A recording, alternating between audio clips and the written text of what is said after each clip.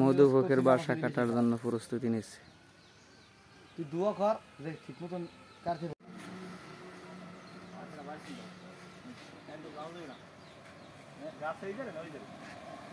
এইটাতে ওড়ো যাবে না।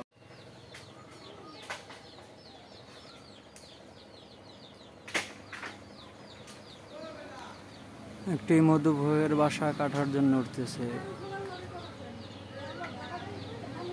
যে মধুপোকের বাসা ওটা কাটবে।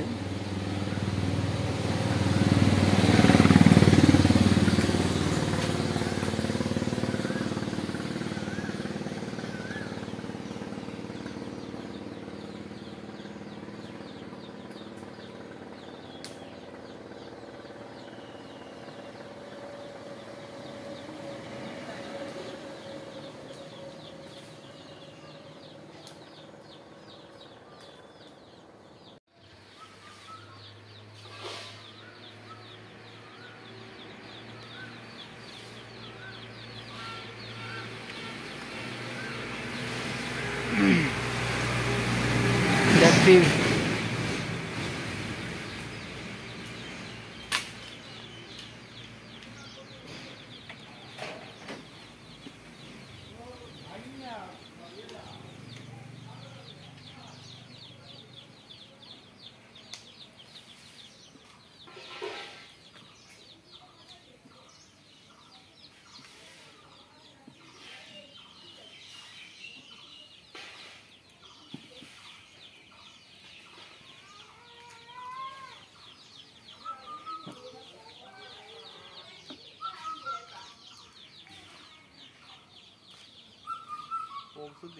দৌড় দেবেন।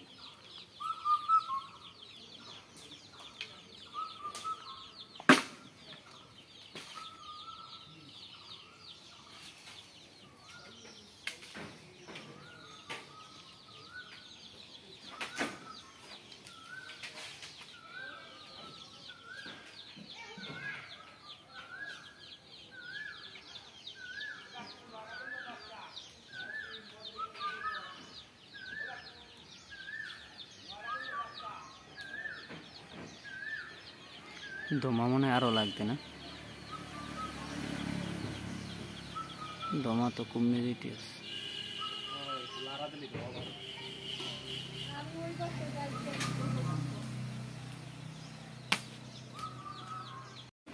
ও ঠিক ওটা মানে রাখছে মনে করছে ও জানে না ওইটা হচ্ছে মাল হচ্ছে আধা কেজির উপরে ওইটা হলো অরিজিনাল মাল।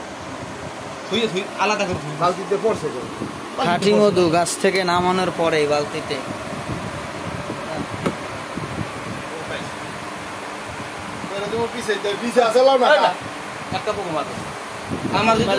আমার যদি ধরতে আমি জিন্দিগি তো মাকুল ফিরিয়ে যেতাম না।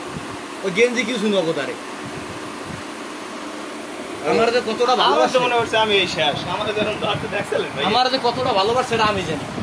আমি যাইয়া মধুর বাসা কাটছে আমার এই ভাই, তো আন্দার মন্দির চিনে না।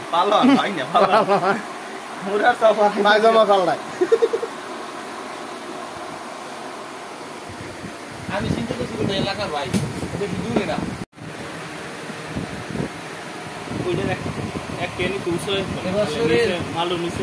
যত বাসা কাটছে এইভাবে পরিশ্রম করি না। এই প্রথম ফার্স্ট আমি বলছি আল্লাহ ডালটা কোনো সব না গাছ বড় না উঁচু হয় না দেখে বেশি বাগবান গেছিল দুশো দেখছো গেছে বেহাইটা দেখে আমার কানের মধ্যে একটা ঢুকিয়ে গেছে ভাই বেমানোর সময় আসবে কানের মধ্যে ঢুকছো হয় তুই এটা বুদ্ধি মেন লোক তুই পলাইতে তুই যা ও আমের হুজুর একসাথে গেছে ধরছে আমারে আমরা যাইয়ে রাস্তার মাথা হুজুরের ধরে নাকি লিখে যায় হুজুরের আগুন ধর আচ্ছা পরে ধরেছি ভাই যাইয়ে গা ভাই তাড়াতাড়ি গাছে গনে কাটার পরে হাতে মধু নিয়ে তাজা মধু খাঁটি মধু খাইতেছি, অরিজিনাল ভেজাল মুক্ত।